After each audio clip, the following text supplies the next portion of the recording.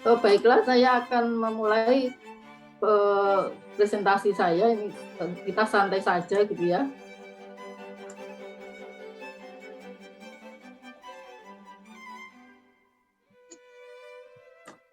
Apakah kelihatan?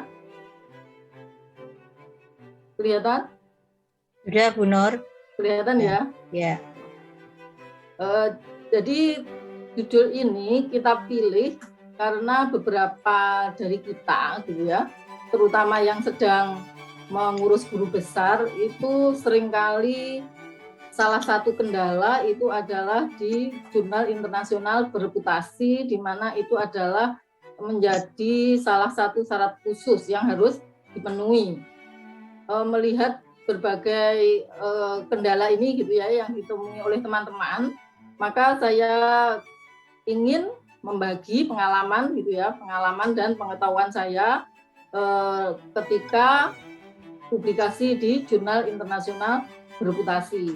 Tetapi dalam presentasi saya ini nanti tidak hanya jurnal internasional bereputasi yang saya sampaikan, tapi saya juga menyampaikan terkait jurnal nasional dan internasional, karena mungkin di antara teman-teman yang lain ini ada yang dari teman-teman mahasiswa S1 gitu ya, karena di mana S1 itu sekarang juga sudah memiliki kewajiban untuk publikasi, walaupun publikasinya kan ada berbagai kebijakan di setiap perguruan tinggi yang berbeda-beda, ada yang nasional ISSN gitu ya, ada yang harus sudah Sinta dan sebagainya. Oleh karena itu tentu pengetahuan terkait jurnal nasional itu juga perlu, terutama bagi teman-teman kita yang mahasiswa S1.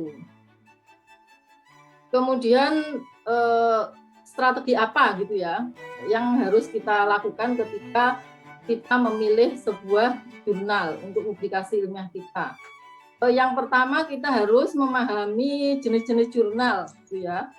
Maaf Bu Nur, ya. PPT-nya nggak muncul tulisannya Bu Nur. Oh, saya tak menggunakan yang PDF ya.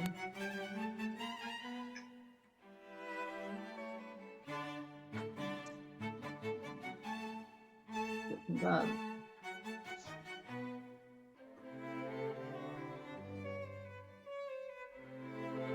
Ini muncul? Ya, kelihatan. Kelihatan ya? Kelihatan. Ya, saya ulangi. Jadi ada beberapa strategi gitu ya yang saya tulis di sini di dalam kita memilih sebuah jurnal untuk publikasi. Yang pertama tentu kita akan memahami jenis-jenis jurnal gitu ya. Jadi nanti jurnal yang mana sih yang kita akan pilih yang itu sesuai dengan kebutuhan gitu ya. Jadi pilih jurnal sesuai dengan kebutuhan kita. Nanti kita tentu ada beberapa kebutuhan gitu ya terkait dengan publikasi ini. Kemudian setelah memilih target jurnal itu tentu kita akan cek gitu ya, cek apakah jurnal itu meragukan di predatory list, baik itu jurnal internasional maupun jurnal internasional bereputasi. Saya kira meskipun tidak ada aturan gitu ya terkait kriteria jurnal internasional yang biasa gitu ya, apakah bukan predator atau tidak, tapi menurut saya itu sangat penting ketika kita harus tetap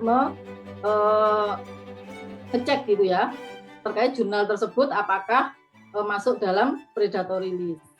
Kemudian cek juga indeksnya, kemudian juga nanti cek juga terkait dengan artikel publication charts gitu ya, apakah sesuai dengan budget kita, mana yang sesuai dengan budget kita.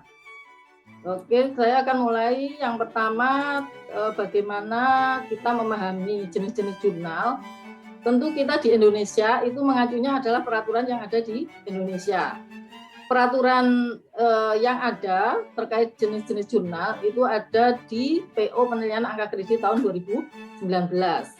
Oktober. Ini yang saya temukan terakhir seperti ini. Mungkin ada yang menemukan artinya aturan terbaru gitu ya. Tapi ini yang saya tahu itu Oktober 2019. Di mana di situ dijelaskan bahwa ada bermacam-macam jenis jurnal gitu ya. Yang pertama adalah jurnal nasional yang ISSN belum Sinta gitu ya, belum terakreditasi Sinta. Itu nilai maksimalnya 10 gitu ya.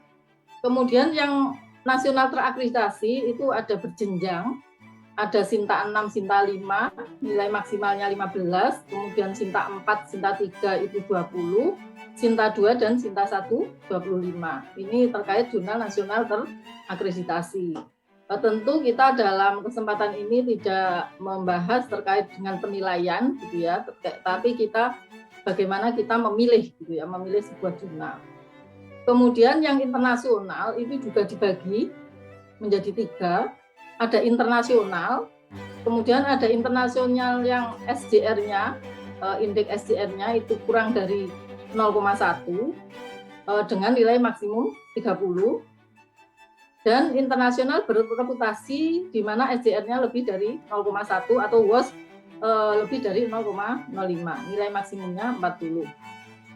Beberapa kali saya mencari jurnal gitu ya, secara umum saya menemukannya itu jarang yang menemukan itu kurang dari 0,1 gitu ya. Secara umum saya selama ini ketika mencari jurnal itu SJR-nya itu lebih dari 0,1 gitu ya. Tapi ini ada tingkatan yaitu dalam hal penilaian gitu ya. Ini terkait dengan bermacam-macam jenis jurnal. Kemudian terkait jurnal yang ISSN bagaimana, ini saya kira semuanya sudah memahami gitu ya, jurnal ISSN apa saja syaratnya. Poinnya bahwa jurnal nasional ISSN ini adalah jurnal yang belum terakreditasi gitu ya. Kemudian yang berikutnya adalah jurnal nasional terakreditasi, Sinta 5 dan 6. Tentu ini adalah jurnal nasional yang memenuhi kriteria tadi yang di atas ini, jurnal nasional ISSN, di mana tambahan kriterianya itu adalah akreditasinya di peringkat 5 dan 6.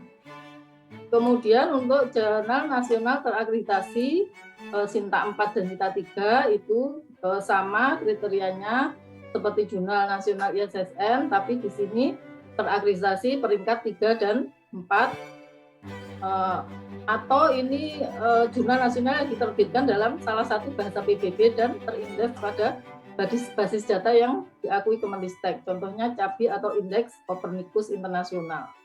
Mungkin ini selama ini saya beberapa sih menemukan ada jurnal internasional yang terindeks Copernicus. Kemudian berikutnya adalah jurnal nasional terakreditasi, ini Sinta 1 dan 2, berarti ini kriterianya adalah bahwa ada di peringkat 1 dan 2. Kemudian berikutnya jurnal internasional, ada beberapa poin yang harus kita perhatikan.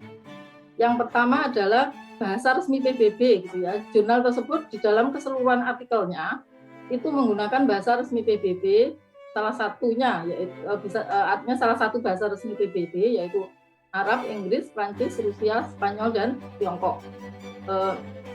Artinya bahwa semua artikel gitu ya, artikel itu ditulis dengan bahasa resmi PBB, tidak ada yang campuran gitu ya, karena saya menemukan ada jurnal itu yang bahasanya campuran gitu ya, jurnal internasional tapi bahasanya campuran. Kalau begitu artinya dari kriteria C ini kan berarti tidak memenuhi gitu ya. Campurannya kecuali kalau campuran gini ya, artinya ada di dalam bahasa ini. Kalau campurannya misalnya Inggris dan Indonesia, kan Indonesia bukan salah satu bahasa resmi PBB gitu yang saya maksud. Kemudian Dewan Redaksi minimal ada 4 negara. Ini tentu harus kita cek nanti ketika kita memilih jurnal internasional. Artinya ketika kita akan publish itu, ketika akan submit itu bukan hanya namanya jurnal saja yang menggunakan nama internasional, bahasa PBB gitu ya. Secara umum namanya adalah nama jurnal dalam bahasa Inggris, tapi tentu kita harus ngecek Dewan Redaksi, harus dari 4 negara. Jangan sampai kita memilih jurnal internasional tapi ternyata Dewan editorial board-nya itu kurang dari 4 negara, berarti tidak memenuhi persyaratan ini. Kemudian artikelnya paling sedikit berasal dari 2 negara. Kalau ini sih secara umum terpenuhi gitu ya untuk setiap jurnal yang saya temukan gitu ya. Kemudian ini juga yang D itu juga selalu terpenuhi, H terpenuhi. Kemudian ini yang berikutnya proses review dilakukan dengan baik, gitu ya. Ini tentu kalau proses review itu tidak bisa kita ketahui kecuali kita ada pengalaman teman, gitu ya.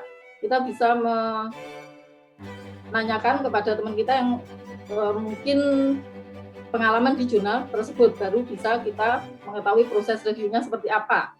Walaupun proses review ini juga ada di dalam penjelasannya, ada biasanya di dalam web jurnal tersebut, tapi belum tentu bahwa apa yang ditampilkan di web itu sama dengan proses review yang memang dilaksanakan oleh editor, gitu ya.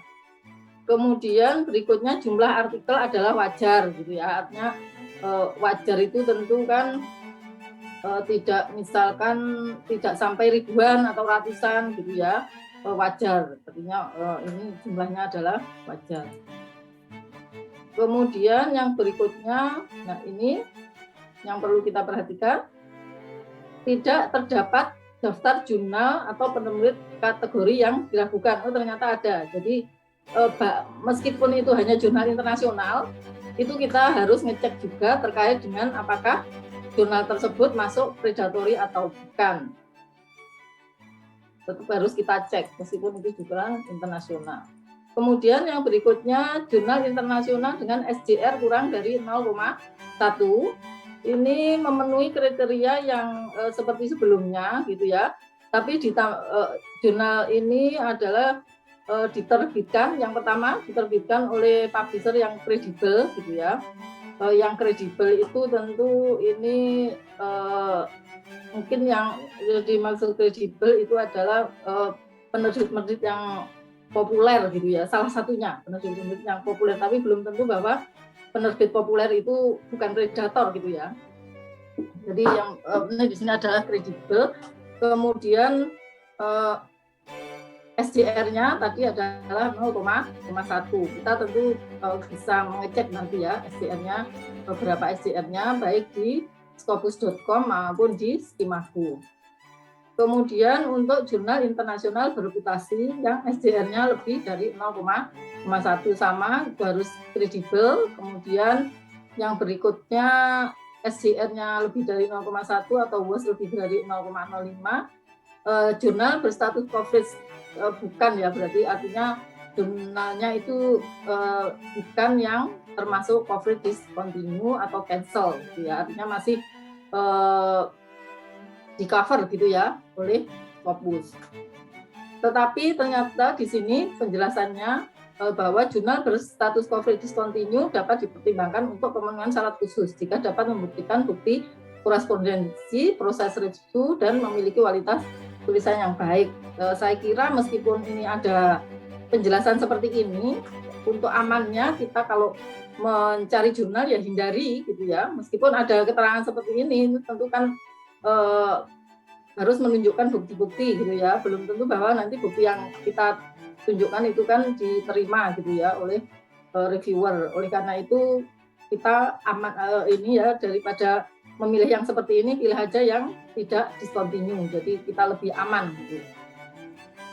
Kemudian di sini nilainya paling tinggi adalah 40. Itu paling tinggi, gitu ya. Tapi ketika kita mengurus jabatan fungsional, itu tentu kita jangan menghitung itu maksimalnya, gitu ya. Dalam mengumpulkan angka kredit, terutama publikasi ilmiah, itu kita harus 2 kali lipat, gitu ya. Artinya kalaupun nanti di nilainya itu turun oleh penilaian reviewer, itu tetap kita masih memenuhi, gitu ya, secara kumulatifnya.